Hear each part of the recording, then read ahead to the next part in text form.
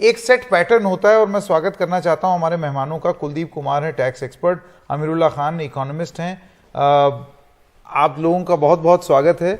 एक चीज ये अक्सर देखी जाती है निधि जी कि बजट में आप फर्ज कीजिए कि 100 रुपए है आपके पास, तो उसमें कितना रुपए कहां जाएगा, इसको अगर हम आम बोलचाल में अगर लोगों को समझाना चाहें तो मेरी अगर आमदनी 100 रुपए है तो मैं घर में उस 100 रुपए के हिसाब से कितनी चीजें खरीदूं।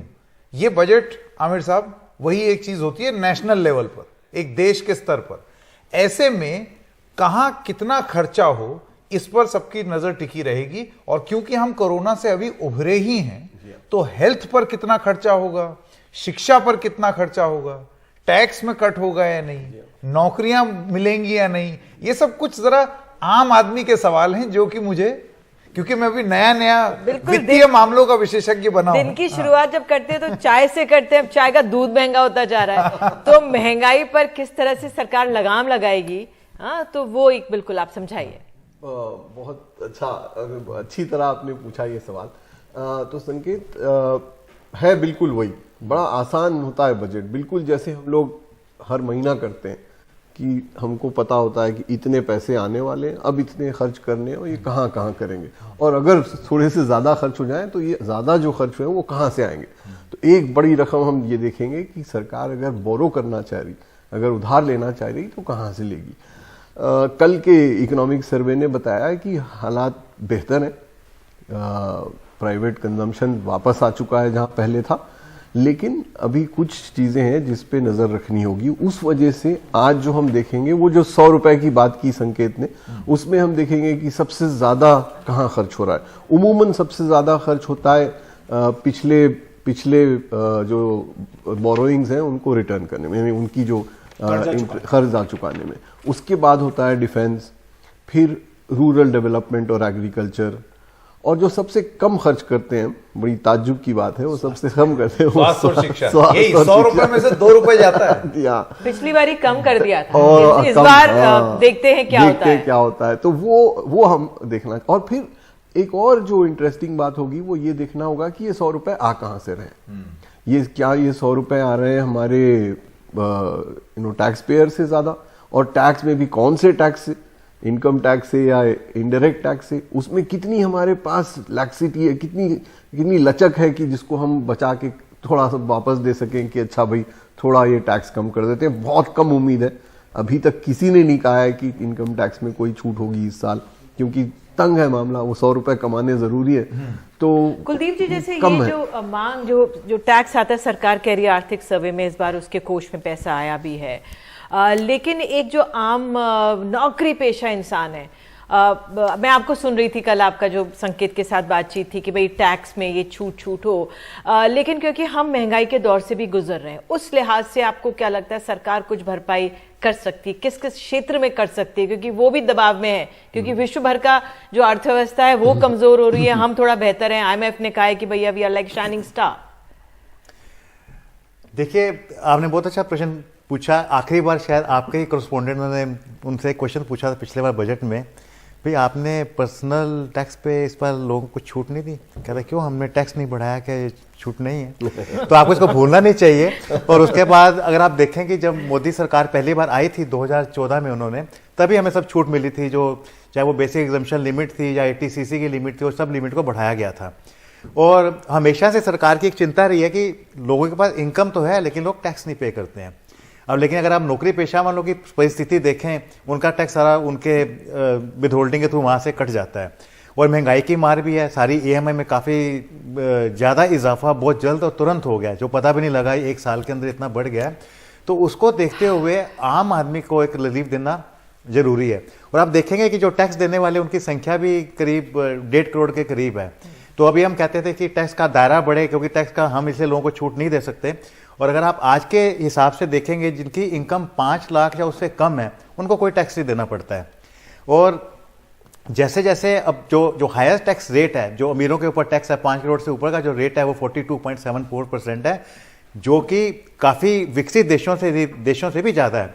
अगर आप जो हायर टैक्स रेट को भी देखेंगे जो उनको दिया जा रहा है, लेकिन जो टैक्स पे इतना टैक्स देने के बाद भी उनको क्या सेवाएं वापस मिल रही है, उनको कुछ वापस नहीं मिल रहा है जी। तो मेरी समझ में को जो मिडिल क्लास को उनकी जेब में कुछ पैसा डालने की जरूरत है। जैसे कि संकेत जी आपने बोला कि ये आखिरी बजट है, वैसे सरकार चाहे तो इंटरम बजट लाके भी पैसा जेब में बाद में भी डाल सकती है, ऐसी बात नहीं है। नहीं, तो बजट के बाहर भी बहुत सारी घोषणाएं होती हैं। तो इसमें एक सवाल ये भी होता है कि भाई ये इस बजट की जो महत्ता होती थी, क्या वो उस तरीके से अभी भी है? क्योंकि बजट के बाहर बहुत घोषणाएं हुई हैं, और सिर्फ यही सरकार नहीं, हमने कई सरकारों में ये चीज देखा है कि बाहर जाकर के कोई और घोषणा करनी हो वो। लेकिन टैक्स से जुड़ा हुआ एक सवाल रवि जी से भी मैं पूछना चाहता हूं अभी, क्योंकि टैक्स की बात हो रही थी और हम सबको उसी में बहुत ज्यादा इंटरेस्ट है कि ज्यादा देंगे या कम। तो ये कुछ आंकड़े हैं डायरेक्ट टैक्स के। रवि जी, अप्रैल से नवंबर 2022 में कलेक्शन बेहतर हुआ। पहले 8 महीने में कलेक्शन पूर्व के इसी दौर के औसत से कहीं ज्यादा हुआ, 15.5% ज्यादा हुआ है। अगर आप बात कर लें जीएसटी की, तो कहां 2018 में 0.90 लाख करोड़ था और 2023 में ये करीब करीब 1.5 लाख करोड़ हो गया है। कॉर्पोरेट टैक्स जो है उसमें भी इजाफा हुआ है, वो भी बढ़ा है, 21.1% ये बढ़ा है अप्रैल से नवंबर 2022 में, पिछले साल की इसी अगर आप अवधि से कंपेयर करें तो। ऐसे में ये कहना कि सरकार के पास धनराशि नहीं आ रही है, ये शायद पूरी तरीके से सही ना हो। जी बिल्कुल संकेत, आपने आंकड़े जो अभी बताए हैं कि टैक्स कलेक्शन सरकार का बहुत बड़ा है, और इसमें 2-3 बातें गौर करने वाली है कि जब सरकार लेकर आई थी तो उस वक्त बहुत सारे अलग अलग रूप में हम टैक्सेस दिया करते थे। एक्साइज ड्यूटी थी, वीएटी था, और उन सबको मिलाकर एक टैक्स कर दिया गया, और उससे एक मानना यह था कि सिंप्लीफिकेशन होगा टैक्सेस का। लेकिन जो जीएसटी की दर है वो बहुत ही मतलब सरकार को भी उम्मीद नहीं थी कि इतना कलेक्शन होगा। 18% टैक्स जो बेसिक रेट जीएसटी पे रखा गया है, तो एक बहुत बड़ी डिमांड ये होगी मध्यम वर्ग की कि आप हमसे इनकम टैक्स के द्वारा पैसे तो ले रहे हैं, तो कम से कम जीएसटी को कम करके वहां कहीं ना कहीं एक फेयर बैलेंस होना चाहिए। बट साथ ही साथ सरकार के पास एक बहुत ही मुश्किल चुनौती भी है फिस्कल डेफिसिट टारगेट मीट करने का। इस बार हमने अपना 6.8% की तरफ हम बढ़ रहे हैं, लेकिन अगले साल वो क्या टारगेट रहेगा, क्योंकि सरकार ने एक लॉ पास किया था 2019 में जिसके तहत वो टारगेट 3% उनको लेकर आना है, जो हर साल आगे शिफ्ट किया जा रहा है। तो ये दोनों चीजों को बैलेंस करते हुए सरकार के लिए एक बहुत बड़ी ये चुनौती रहेगी। लेकिन एक बात मैं जो ध्यान आकर्षित करना चाहूंगा कि एक बहुत ही इंटरेस्टिंग मद्रास हाईकोर्ट में एक केस दर्ज किया गया है जिसमें 103rd जो कॉन्स्टिट्यूशन अमेंडमेंट हुआ था, जिसमें ईडब्ल्यूएस को डिफाइन, जो सरकार ने ही कहा कि जो इकोनॉमिक वीकर सेक्शन है आरक्षण के लिए, उसमें उन्होंने डिफाइन करा कि पारिवारिक आय 8 लाख से जिसकी कम होगी वो इकोनॉमिक वीकर सेक्शन में माना जाएगा। तो मद्रास हाईकोर्ट में याचिका डाली गई है कि अगर आप ईडब्ल्यूएस को 8 लाख से कम मानते हैं तो टैक्स क्यों आप 2.5 लाख से ऊपर लेते हैं, उसको भी बराबर करना चाहिए, उसको भी 8 लाख तक कोई टैक्स नहीं लेना चाहिए। और इसके तहत मद्रास हाईकोर्ट ने फाइनेंस मिनिस्ट्री से जवाब भी मांगे हैं, और ये नवंबर 2022 की बात है। तो अब ये बड़ा इंटरेस्टिंग एक डेवलपमेंट है, ये देखना होगा कि क्या बेसिक टैक्स एग्जेम्पशन लिमिट को बढ़ाकर 2.5 लाख से बढ़ाकर वो ऊपर करेंगे नहीं करेंगे। उम्मीदें बहुत है, लेकिन चांसेस जो है कि फिस्कल डेफिसिट को ध्यान रखते हुए चांसेस मुझे बहुत कम लगते हैं कि कहीं ना कहीं और जो बात सरकार बार बार कहती भी आई है कि जो लिमिट बढ़ाई भी गई थी वो इसी सरकार के द्वारा आखिरी बार बढ़ाई गई थी जब अरुण जेटली वित्त मंत्री थे, तभी मिडिल क्लास को राहत दी गई थी। साथ ही सरकार ये भी कहती है कि मिडिल क्लास के लिए उन्होंने कई सारी सुविधाएं दी हैं जिनका फायदा पिछले 8 साल में मिला है लोगों को। लेकिन एक बड़ा सवाल है वो महंगाई का है। हमारे साथ प्रवीण झा भी हैं, प्रोफेसर जेएनयू। प्रवीण जी, आपसे समझना चाहेंगे, जब हम टैक्स की बात कर रहे हैं तो सबसे बड़ा टैक्स तो महंगाई होती है। ये ऐसा टैक्स है जो सबके ऊपर लगता है, समान रूप से लगता है, और सबसे ज्यादा बोझ इसका जो है वो गरीब पर पड़ता है, मिडिल क्लास पर पड़ता है। तो क्या लोग महंगाई से राहत की उम्मीद ना करें? क्या लोग ये राहत की उम्मीद ना करें कि उनको टैक्स का जो बोझ है वो कम किया जाएगा इस बजट के द्वारा? बिल्कुल सही आपने कहा कि महंगाई जो है वो एक तरीके का रीडिस्ट्रीब्यूशन मैकेनिज्म है, जिसमें कि जो जनरल मासेस हैं उनसे इनकम ट्रांसफर जो होता है सेलर्स को होता है।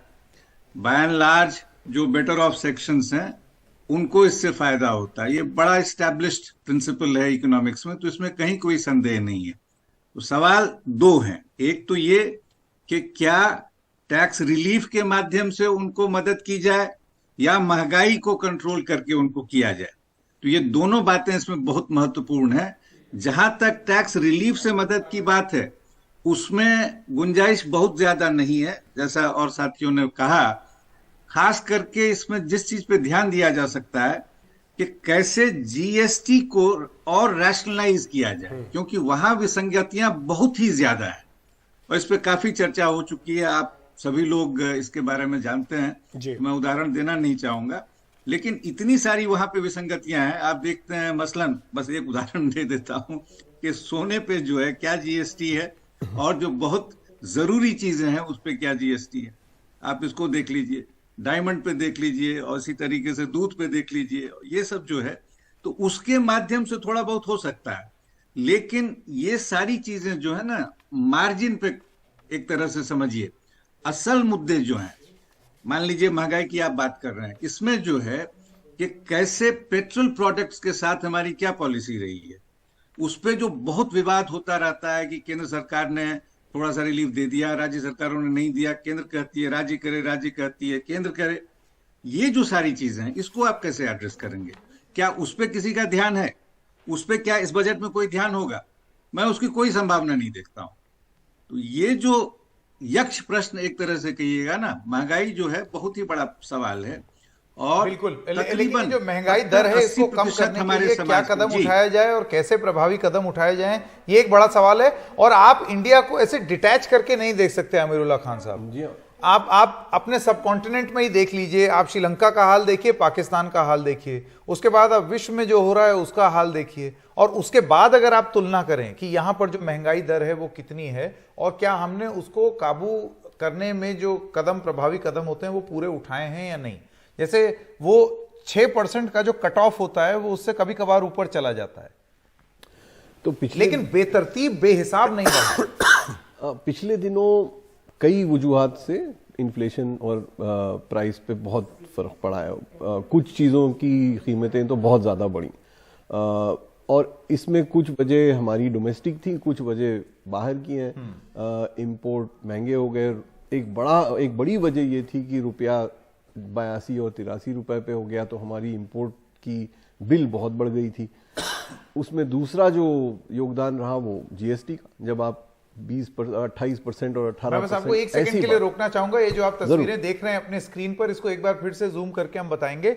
ये वो जो 100 रुपए वाली बात कर रहे थे हम कि कितना पैसा कहां जाता है, ये उसी का विवरण है हमारे देश के बजट में। जैसे रेलवे पे कितना गया, स्वास्थ्य पे कितना गया, रक्षा पर कितना गया। रक्षा पे बहुत खर्चा होता है, करीब कितना, अगर आप 4 लाख करोड़, 4 से 5 लाख करोड़। प्रतिशत में कितना हुआ? प्रतिशत में वो होगा, लेकिन उसका एक अधिकांश जो हिस्सा है वो तनख्वाह पे और पेंशन पे जाता है। बिल्कुल 80% उसका लोन चुकाने सबसे और रक्षा में पेंशन सबसे ज्यादा, जिसकी वजह से वो स्कीम आई और उस पर तमाम सवाल और हुए। और वो जो अग्निवीर की स्कीम आई, अग्निवीर वाली जी। तो आप कुछ कह रहे हैं? जी मैं कह रहा था कि अगर आप कीमतें देखें तो वो दो बड़ी वजूहत है। एक वजह ये है कि हमारी जीएसटी रेट बहुत ज्यादा है, और तकरीबन हर आइटम पे आपने देखा होगा कि खाने पे और दूध पे हर जगह हमने ऐड किया जीएसटी।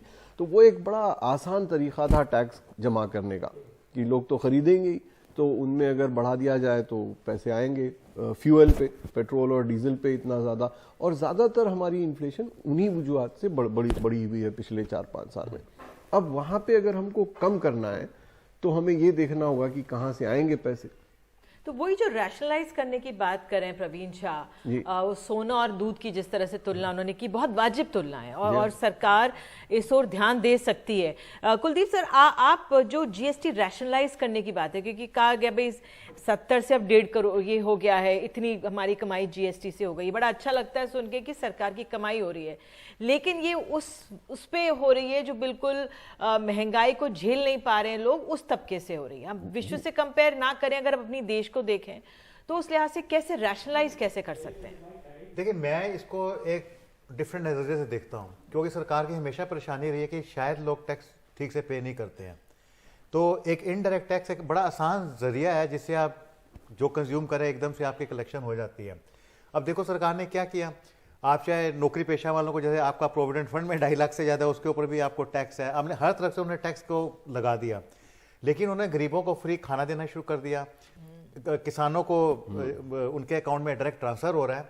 तो एक तरह से सरकार एक ये मैसेज दे रही है कि जितना इन रिसोर्स से पैसा इकट्ठा किया जाए, क्योंकि शायद वो टैक्स लोग इतना नहीं पे करते हैं, और जो जरूरतमंद है उनकी जेब में डाला जाए, और शायद ये उनकी आइडियोलॉजी या वो जो करना चाहते हैं उसके साथ मैच भी करता है, क्योंकि आप मैं मत पूछिए कि वोट कौन देता है। तो इसलिए उन लोगों तक उसको ऐसे धन को वो पहुंचाने की कोशिश कर रहे हैं। मुझे लगता है कि शायद ये जरूरत भी थी समाज की, क्योंकि जिस तरह से कोरोना का संकट काल रहा कुलदीप जी, उस जमाने में हमने देखा कि किस तरह से लोगों ने शहरों से गांव में गए, लोगों की नौकरियां छूटी, और इसलिए सरकार की जिम्मेदारी भी ये थी कि उनको खाना भी दे, उनकी जेब में पैसा भी दे। नहीं, एक बहुत अच्छी बात है, जितना बड़ा हमारा भारत देश है, अगर आप बाकी विकसित देशों को देखेंगे, चाहे यूरोपियन में देखेंगे, जहाँ पे इतने ज़्यादा टैक्स रेट है, सरकार उनके सब जो नागरिक हैं उनको उनकी सिटीजन या उनके रेजिडेंस के हिसाब से उनको पेंशन देती है।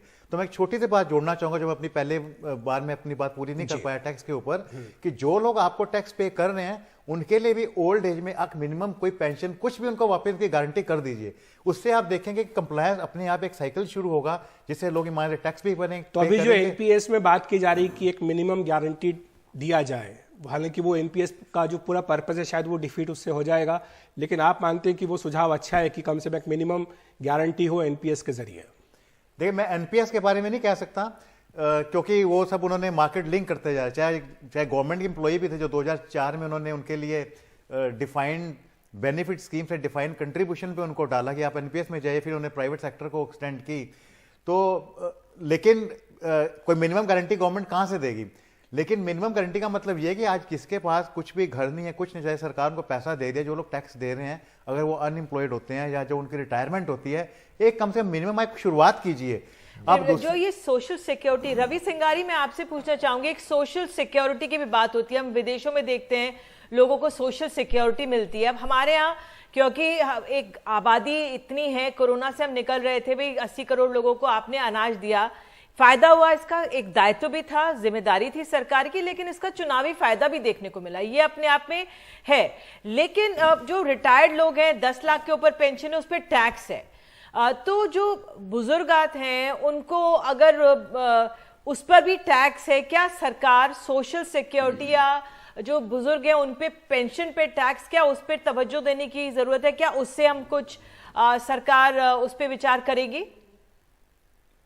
जी, मुझे उसमें उम्मीद कम लगती है, क्योंकि अगर आप आज सिटीजन्स को जो टैक्स रेट है वो 80 वर्ष से ज्यादा उम्र को 5 लाख से ऊपर टैक्स लगना शुरू होता है, और जो 60 वर्ष से ऊपर है उनको टैक्स दर शुरुआत में कम होते हैं। तो वैसे भी 10 लाख के नीचे जिनकी आय है इस एज ग्रुप में, उनके लिए टैक्स के दर बाकी लोगों के मुकाबले कम है। बट जो ये चीज इसमें सोशल सिक्योरिटी, अगर आप हमारे देश में आज देखिए, सोशल सिक्योरिटी को लेकर एक प्रोविडेंट फंड एक दायरा है, जिससे कि 12% आपकी बेसिक आय से वो आप कंट्रीब्यूट करते हैं, जो आपका एक पूंजी जमा होती है आपके रिटायरमेंट के लिए। लेकिन उसमें भी अगर आप उसमें भी टैक्स, जैसे कुलदीप ने भी उस बात को टच ऑन करा कि अगर आप एक लिमिट के ऊपर जमा करते हैं तो उस पर आपको टैक्स देना पड़ता है, तो उस सेविंग्स के ऊपर भी टैक्स लगाना शुरू कर दिया है। तो अगर सोशल सिक्योरिटी को बढ़ावा देना है तो कहीं ना कहीं इसको एनकरेज करने के लिए इन सेविंग्स पे टैक्स हटाने की बहुत आवश्यकता है, और कहीं ना कहीं एक एनकरेज करना चाहिए लोगों को, ताकि वो जीडीपी में भी उसका इनडायरेक्ट इजाफा होता है, जैसे ही सेविंग्स बढ़ती है आपकी जीडीपी। लेकिन रवि जी, उसमें सरकार की दलील ये थी कि लोग उसका मिसयूज कर रहे थे। ये देखा गया था कि कई जो ऐसे लोग थे अपना इंडिविजुअल कंट्रीब्यूशन करोड़ों में करते थे, क्योंकि उन्हें पता था कि इस पर इनको छूट मिलनी है पीएफ में। जी बिल्कुल, तो वो 2.5 लाख की जगह अगर जैसे 2.5 लाख जो लिमिट है उसको बढ़ाया जा सकता है। मतलब आप इसको ये थॉट प्रोसेस अच्छा है, लेकिन आप अगर एक इसका एनालिसिस करें तो इसमें निकल कर आता है कि इसको बढ़ाने की बहुत इसके अंदर गुंजाइश है। एक बात इससे कनेक्टेड और है कि 2 साल पहले सरकार ने एक टैक्स सिस्टम और इंडिविजुअल्स के लिए दिया था, जहां पर वो एक अलग स्कीम उनके लिए लाई गई थी कि आप वो स्कीम अगर लेंगे तो आपको एचआरए वगैरह का बेनिफिट नहीं मिलेगा, और उसमें सोशल सिक्योरिटी का आपको बेनिफिट नहीं मिलता है। तो अगर आपने वो कम रेट वाली स्कीम लेते हो तो जो भी आप सोशल सिक्योरिटी में कंट्रीब्यूट करते हो उस पे आपको टैक्स का बेनिफिट नहीं मिलता है। और अगर आप आंकड़े देखें तो 75 मतलब मेरे पास जो आंकड़े हैं वो ये बताते हैं कि 7 करोड़ लोगों ने जिन्होंने रिटर्न फाइल करा है, उसमें से सिर्फ 5 लाख लोगों ने नई स्कीम को चुना है। जो कि 1% से भी कम आता है। तो ये साफ जाहिर कर रहा है कि उसमें आपको एक जरूरत है कि वहां पर भी सोशल सिक्योरिटी का बेनिफिट आप एक्सटेंड कीजिए। बिल्कुल, कुछ एग्जम्पशंस जो है वो दिए जाने चाहिए न्यू रेजिम में, ये मांग लगातार की जा रही है। प्रवीण जी, मैं आपको लाना चाहूंगा इस चर्चा में। जिस बात का जिक्र कुलदीप जी कर रहे थे, बहुत ही महत्वपूर्ण सुझाव भी है और सलाह भी है सरकार को कि सोशल सिक्योरिटी के लिए एक पेंशन कम से कम आपको एक उम्र के बाद मिले, ताकि आपका जो बुढ़ापा है वो सुरक्षित हो सके, खासतौर से तब जबकि आपने पेंशनों में सुधार लेकर के आए हैं। और आज देश में ओपीएस बनाम एनपीएस की बहस चल रही है और कई ऐसी पॉलिटिकल पार्टीज होती भी हैं जो ये वादा करती हैं कि अगर हम सत्ता में आए तो आपको हम इतनी इतनी तयशुदा पेंशन देंगे। तो आपको लगता है कि अब ये समय आ चुका है कि लोगों को एक तयशुदा रकम दी जाए? देखिए, अभी तक जो सारी चर्चा हो रही है वो लार्जली जिसको आप ऑर्गेनाइज सेक्टर कहते हैं उसको दायरे में लेके की जा रही है। अनऑर्गेनाइज सेक्टर में भी लोग काम करते हैं, उसमें जो कंट्रीब्यूट करते हैं एज वर्कर करते हैं, उनकी क्या स्थिति है इस देश में? उनको कौन सी सोशल सिक्योरिटी है? उनके पास कौन सा पेंशन है? जो है वो तो एक हास्यास्पद है। उसकी आप देखिए, केंद्र सरकार से जो मिलता है वो तो नहीं के बराबर है, राज्य सरकारें उस पर कुछ जोड़ देती हैं। तो ये जो पूरा बहस है, ये जो मुद्दा है, इसमें आपको ऑर्गेनाइज्ड अनऑर्गेनाइज सबको जोड़ के देखना होगा और उसके हिसाब से नीति तय करनी होगी। जो रवि जी या कुलदीप जी जो कह रहे हैं, मैं उसके खिलाफ नहीं हूं। निश्चित तौर पे जो है ऑर्गेनाइज सेक्टर में आप सेविंग्स को, स्पेशली फॉर एल्डरली जो है, उसको टैक्स के दायरे से जितना दूर रख सकते हैं जरूर रखें, लेकिन कहीं से तो आपको जो है इंतजाम करना पड़ेगा। देखिए, टैक्स जीडीपी रेशियो हमारा जो है अभी भी 17% है, 16 से बढ़ के 17 हो गया है। और इसमें जो है अब देख रहे हैं, जैसे चर्चा में बात आई कि जो इनडायरेक्ट टैक्सेस का बहुत बड़ा योगदान है। सभी लोग जानते हैं इनडायरेक्ट टैक्सेस जो हैं आसान है लेकिन बहुत रिग्रेसिव है। उसमें जो आप माचिस खरीदते हैं, मैं माचिस खरीदता हूं, मजदूर माचिस खरीदता है, सबको वही टैक्स देना पड़ता है जो भी चीज हो। तो इसको आपको ध्यान में रखना बहुत ही आवश्यक है कि एक व्यापक परिप्रेक्ष्य में इन चीजों को हम कैसे देखें जी। मैं रवि जी से और कुलदीप जी से इत्तेफाक रखता हूं। जो निधि ने कहा, आपने कहा, मैं बिल्कुल इससे सहमत हूं कि भाई जो एल्डरली है उनको कैसे, उनकी जो ये पीड़ा है उसको कैसे एड्रेस किया जाए। तो आपको ऐसे रास्ते चुनने होंगे जिससे उनको परेशान न करें। असंगठित मैं तो ये भी कहूंगा कि को मुख्य धारा में लाना और उनको भी एक सिक्योरिटी नेट में रखना और उनके बारे में भी सोचना मुख्य रूप से, ये एक बड़ी लॉन्ग स्टैंडिंग डिमांड रही है और उस पर चर्चा भी होती रहती है। पिछली बार जब हमने मुकाबला किया था उसमें आपने, मेरे ख्याल प्रोफेसर अरुण कुमार ने भी इसी बात का जिक्र किया था। पर आमिरुल्लाह साहब, देखिए अब बात करते हैं एक ऐसा क्षेत्र जो सबसे ज्यादा असंगठित क्षेत्र के लोगों को रोजगार देता है, और वो है इस देश का एमएसएमई सेक्टर। मुख्य रूप से भी देता है, ऑर्गेनाइज सेक्टर में भी, अनऑर्गेनाइज सेक्टर में भी। एमएसएमई को लेकर के जो अब तक कदम उठाए गए हैं, अगर आप सरकारी आंकड़े देखें जो कि आर्थिक सर्वेक्षण में आया कल, उनके हिसाब से कोविड पूर्व के स्तर के 90% तक एमएसएमई सरकार के हिसाब से पहुंच गई है। वास्तविक स्थिति क्या है वो शायद आप बता दें। टैक्स कलेक्शन का ये फिगर आया था कि जो प्री पेंडेमिक लेवल है उस पर पहुंच चुके हैं एमएसएमई। जनवरी से नवंबर 2022 तक एमएसएमई को कर्ज 30.5% बढ़ा है, यानी कि वो लोन ले रहे हैं। तो इसको एक मार्कर की तरह देखा जा रहा है कि शायद एमएसएमई सेक्टर को वो फंड्स मिल रहे हैं कि वो अपने आप को सस्टेन करें और रोजगार करें।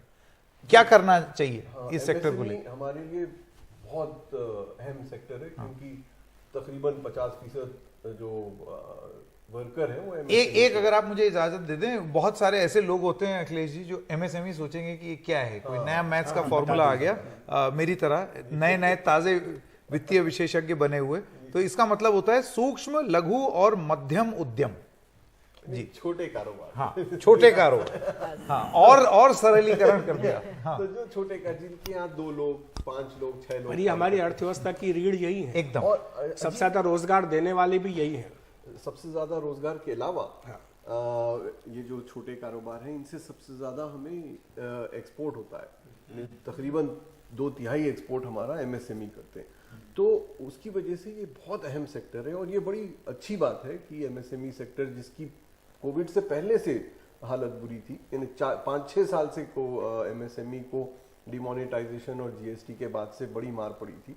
तो ये जो आंकड़े नए आ रहे हैं उससे वो बड़े अच्छे आंकड़े हैं, कि बहुत एंकरेजिंग है, क्योंकि ये हमारी 2/3 वर्कर की बात है। अब हमको ये देखना है कि एमएसएमई में जो बड़े मसले हैं दो, वो है, एक तो ये है कि कीमतें, उनकी जो इनपुट कॉस्ट है, वो जो खरीदते हैं वो बढ़ी हुई है, क्योंकि सारी कीमतें बढ़ी हुई हैं। इसका मतलब उनका मार्जिन कम होता जा रहा है।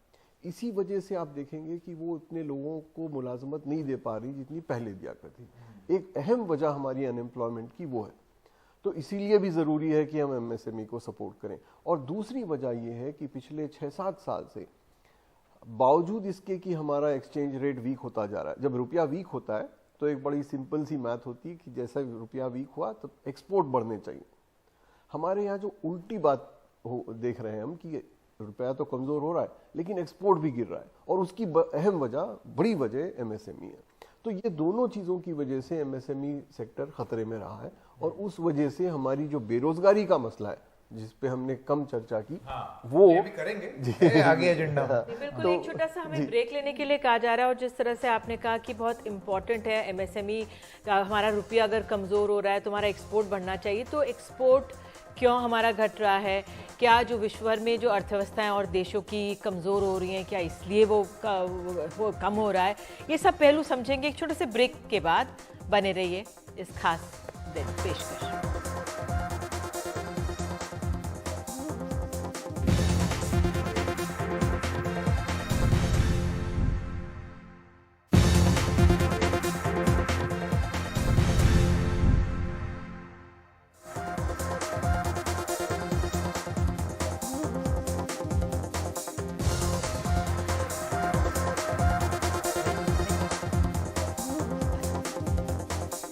तो हम ये ब्रेक से पहले ये बात करने की समझ रहे थे, जो संकेत आपने सवाल पूछा था कि जो एमएसएमईज हैं उनका कितना बड़ा योगदान होता है।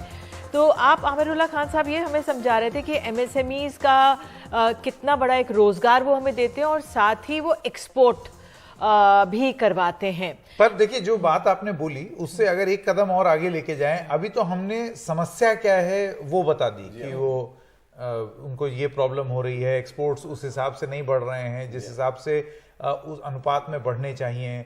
ये तस्वीर है द्रौपदी मुर्मू राष्ट्रपति के साथ वित्त मंत्री निर्मला सीतारमण के, भी थोड़ी देर में आप स्क्रीन पे देख लेंगे। वो प्रेसिडेंट से मिलती हैं, उसके बाद फिर वो कैबिनेट की बैठक होगी, वो सब तस्वीरें एक एक करके सामने आएंगी। लेकिन आमिरुल्लाह साहब, समस्या बता दी, समाधान क्या दे सकता है ये बजट?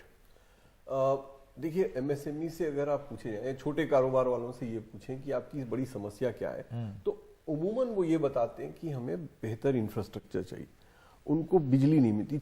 एमएसएमई हमारे सेक्टर होते कहाँ पे? शहर के बाहर, छोटे गांव में, छोटे शहरों में, उनके यहाँ अक्सर बिजली नहीं होती। वो बिजली का कॉस्ट जो बड़ी कंपनी उठा सकती है बड़े कैप्टिव जनरेटर से, वो छोटा एमएसएमई नहीं कर सकता।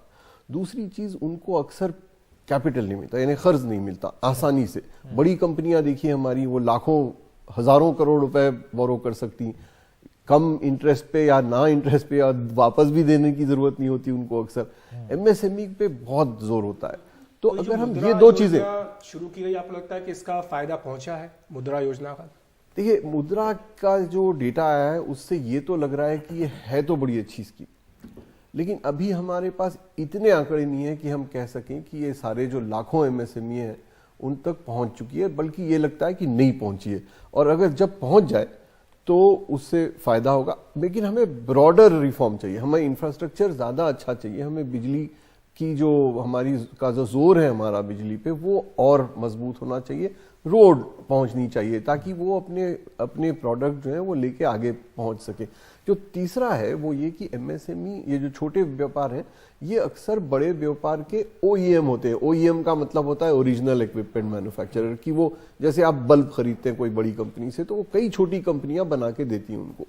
तो हमें चाहिए कि वो जो दोनों में तालमेल है वो बेहतर हो जाए, उनको थोड़ी सी क्रेडिट एक्स्ट्रा मिल जाए, उनका जो अचानक इनपुट कॉस्ट बढ़ता है उसमें थोड़ी सी राहत मिले। यहाँ पे आमिरुल्लाह खान साहब, बहुत बड़ा चेंज आया डिजिटाइजेशन के जरिए।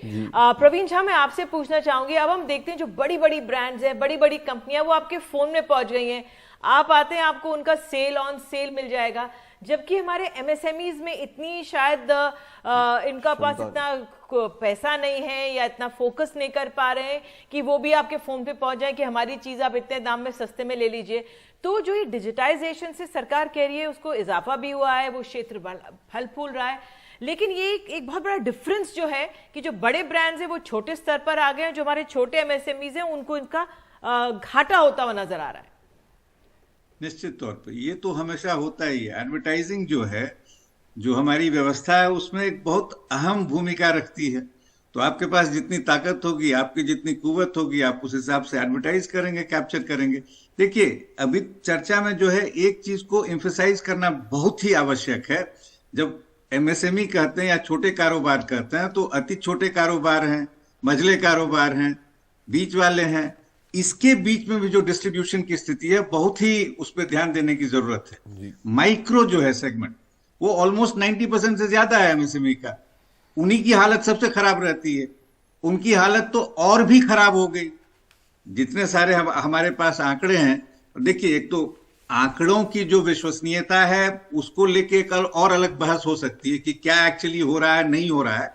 लेकिन जो है हमारे पास, उसके आधार पर हम कह सकते हैं कि जो भी इस एमएसएमई में जो रिकवरी हुई है, गेन हुई है, वो रिलेटिवली जो जिसको आप कहेंगे ना बेटर ऑफ सेक्शंस, तो ये है। और डिजिटाइजेशन से निश्चित तौर पे जो है आप उसको एक्सेस कर सकते हैं, जुड़ सकते हैं, लेकिन जुड़ के आपको क्या उपलब्धि होगी, क्या मिलेगा, आपके जो कॉम्पिटिटर्स हैं उनकी क्या ताकत है, उनकी क्या कुव्वत है, उसको ध्यान में रखना होगा निधि। मेरी समझ से ये बहुत ही आवश्यक है। और मुझे लगता है इसके पहले आमिर ने ये भी कहा कि वो कंजम्पशन की जो आंकड़े आ रहे हैं, बेहतर आ रहे हैं, उसमें भी डिस्ट्रीब्यूशन आपको देखना होगा। इस देश में जो ओवरऑल कंजम्पशन का डिस्ट्रीब्यूशन है, एग्रीगेट में तो बड़ा अच्छा लगता है कि साहब उसमें रिकवरी हो गई, लेकिन जो तकरीबन समझिए कि 70-80% लोग हैं, अगर ये नहीं होता तो ये जो अनाज की व्यवस्था लगातार हुए जा रही है, ये नहीं होती ना। ये जो प्रॉमिस दिया जा रहा है, ये नहीं होता। फिर ये देखिए, एक महत्वपूर्ण क्षेत्र है जिसके बारे में बात करनी है, कृषि। उस पर अभी थोड़ी देर में करेंगे, लेकिन जरा रवि जी के पास भी एक बार फिर से चलें। रवि जी, आप मुझे ये बताइए कि टैक्स रेट ना बढ़ना और उसको एक ऐसे बताना कि ये तो राहत की बात हुई, ये ठीक रहेगा? क्या ये वक्त की पुकार है इस वक्त कि टैक्स के स्लैब को ना कम किया जाए, डायरेक्ट टैक्स को ना छुआ जाए या इनडायरेक्ट टैक्स को ना छुआ जाए, या फिर कोई एक फैसला ले लिया जाए? देखिए, दो चीजें हो सकती हैं। चुनावी वर्ष में ये कहा जा सकता है कि भाई ठीक है, आप रिझाने की कोशिश करेंगे तो आप थोड़ा सा अप डाउन कर दें। जैसे कॉर्पोरेट टैक्स में हमने देखा कोविड के दौरान या कोविड से पहले ही उसमें थोड़ा सा रेट अप डाउन हुआ, उसको कम किया, तो बड़े लोगों को तो राहत मिल गई, लेकिन सामान्य जो लोग हैं उनकी राहत का क्या? नहीं, ये बात तो बहुत ही जरूरी है कि मांगे हैं लोगों की, महंगाई बढ़ रही है, तो लोग चाहते हैं कि उनके हाथ में आए जो टैक्स के बाद पैसा मिले वो ज्यादा इजाफा हो उस पर। लेकिन जैसा कि मैंने पहले भी बोला कि सरकार के पास टैक्स रेट के साथ कुछ करने की जो गुंजाइश है वो बहुत ज्यादा है नहीं। पर सरकार जो कर सकती है चीजें, जो मैंने पहले भी हाईलाइट करा कि जीएसटी के रेट पे कुछ जरूरी चीजों पे वो गौर करके उस पे कुछ कम गिरावट की जा सकती है।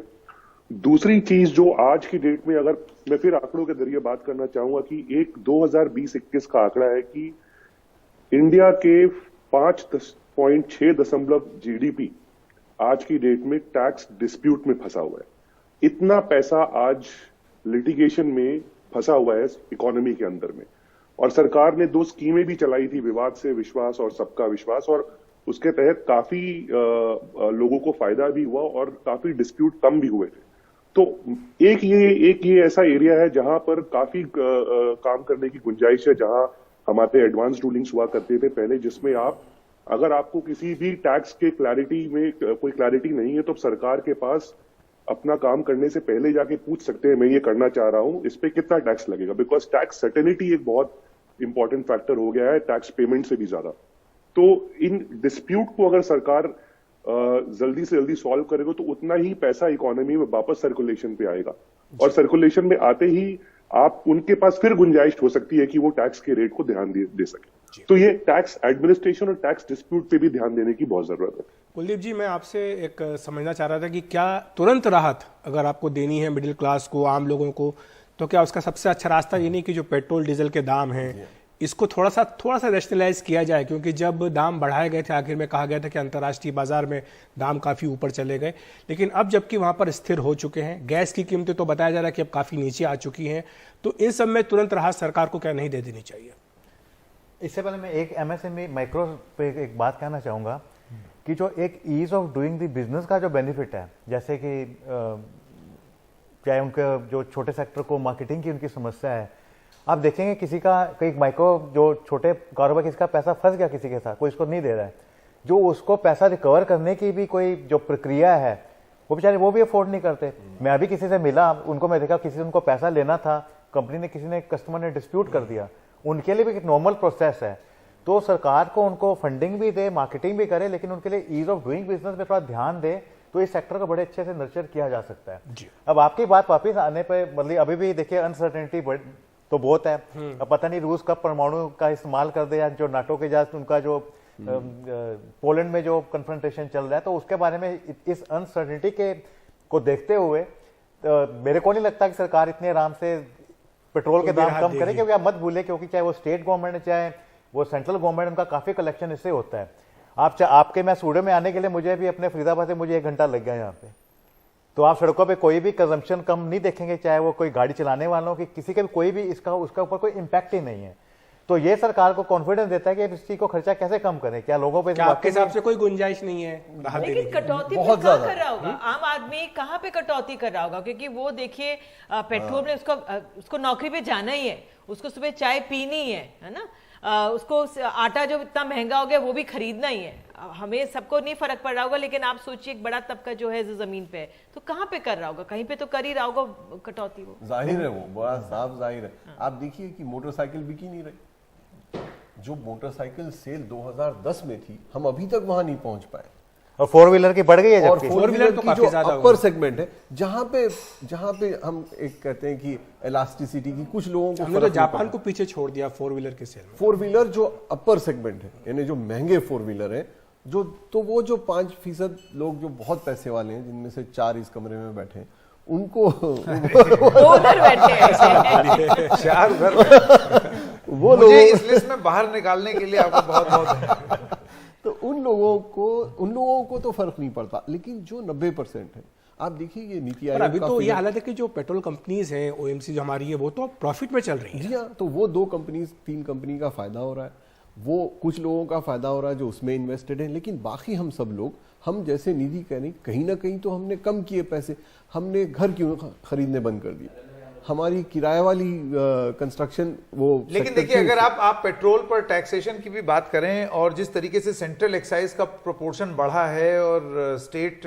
वैट जो है वो उस तरीके से नहीं बढ़ा है, इसको बहुत सारे इकोनॉमिस्ट ने, और अब वो क्योंकि विपक्ष में हो तो बोलेंगे ही, उनका ये कहना है कि लेजी टैक्सेशन है जी हाँ केंद्र का। तो क्या इस लेजी टैक्सेशन से निकला जा सकता था कि यार ये इसके अलावा और कोई विकल्प ही नहीं था? आप इसका जवाब जरूर दीजिएगा। और साकेत डालमिया जी भी प्रेसिडेंट हैं पीएचडी चेंबर ऑफ कॉमर्स, जो हमारे साथ जुड़ गए हैं। अगर आप साकेत जी इजाजत दें, एक छोटी सी ब्रेक ले लेते हैं और ब्रेक के बाद ये चर्चा जारी रखेंगे।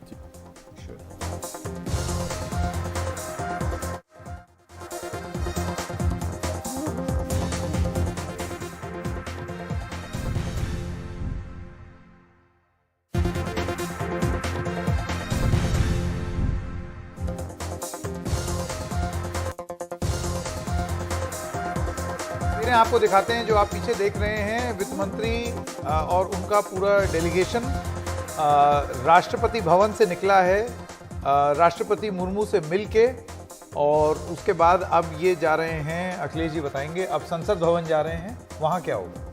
देखिए, संसद भवन में जाके सबसे पहले जो संसद भवन का मुख्य द्वार है, वहाँ पर निर्मला सीतारमण और उनकी जो टीम है, दोनों राज्य मंत्री, वित्त राज्य मंत्री, उनका एक फ़ोटो सेशन होगा। बड़ी संख्या में वहाँ पर फोटोग्राफर्स जो हैं वो मौजूद होते हैं। ये हर साल बजट से पहले की एक प्रक्रिया है, जो जिसका पालन निश्चित तौर पर वहाँ पर होता ही होता है। और जो इससे पहले जो ब्रीफ केस वित्त मंत्री लेकर के जाया करते थे, वो दिखाया करते थे, लेकिन अब चूँकि ज़माना बदल गया है, डिजिटल युग है, तो ब्रीफ केस चला गया, उसकी जगह अब वहाँ पर iPad आ चुका है। तो आईपैड जो उसको एक हालांकि बही खाता बोलते हैं, बही खाता, उसका फोटो दिखाएंगे। वो तारीख भी बदली, आपको याद होगा 2017 में अरुण जेटली ने बदला, पहले फरवरी के आखिर में बजट पेश होता था, अब पहली तारीख को हो रहा है। ये सारी जो जिसको बोलते हैं कि गुलामी की निशानियां मिटाने की कवायद है, क्योंकि ये कहा गया था कि जब अंग्रेजों ने बजट शुरू किया था तो वो इसलिए किया था, शाम का समय होता था, 5 बजे पहले बजट आता था, क्योंकि तब लंदन का जो स्टॉक मार्केट है वो खुलता था, तो उससे टाइम मैच करने के लिए भारत में शाम को 5 बजे बजट पेश होता था। तो यशवंत सिन्हा जब वित्त मंत्री बने थे अटल बिहारी वाजपेयी की सरकार में, तो 5 बजे के बजाय उन्होंने सुबह 11 बजे करना शुरू किया। उन्होंने कहा कि हमारा स्टॉक मार्केट और हमारा बाजार तो सुबह खुलता है, तो हम लंदन के हिसाब से बजट को पेश करें। और इसी तरह से जो समय है वो भी, जो आप बता रहे अरुण जेटली ने बदला था। तो इसके बाद जहाँ पहुँच गई हैं, देखिए आपकी तस्वीर है, ये संसद भवन की तस्वीर है जहाँ पर कि वित्त मंत्री पहुँच गई हैं। ये मुख्य द्वार है संसद भवन का, और इसके बाद सीधे जो है वो कैबिनेट की ब्रीफिंग में जाएंगी संकेत। वहाँ पर तो वो आईपैड पर बजट हो गया है। पहले मुझे याद है, यानी आपके कोई सुझाव नहीं सुने उन्होंने? उन्होंने आपके कोई सुझाव नहीं सुने? सुझाव? तमाम सुझाव वो पहले से दर्ज है आईपैड में। वो तो है ही, वो तो हलवा सेरेमनी भी हो गई, अब तो वो हो गया। लेकिन अखिलेश जी, पहले जो टनों टन कागज पर छपता था बजट, अब वो चीजें सब धीरे धीरे खत्म होती जा रही हैं। ये सारे सांसदों और सही भी है। सारे सांसदों को, सबको ये तुरंत जैसे ही पेश होगा, सारे बजट डॉक्यूमेंट्स, क्योंकि बजट स्पीच तो अपनी जगह पर है ही है, इसके साथ 14 जो डॉक्यूमेंट्स होते हैं अलग अलग, जिसमें कि पूरा सरकार के खर्च का और आमदनी का हिसाब किताब होता है, वो सारे डॉक्यूमेंट्स भी सारे एमपीज के जो एक डेडिकेटेड उनका पोर्टल है उसमें अपलोड कर दिया जाएगा, और हम लोग को भी उसी के जरिए मिलेगा। अब प्रिंटेड कॉपीज देना बिल्कुल बंद कर दिया गया है।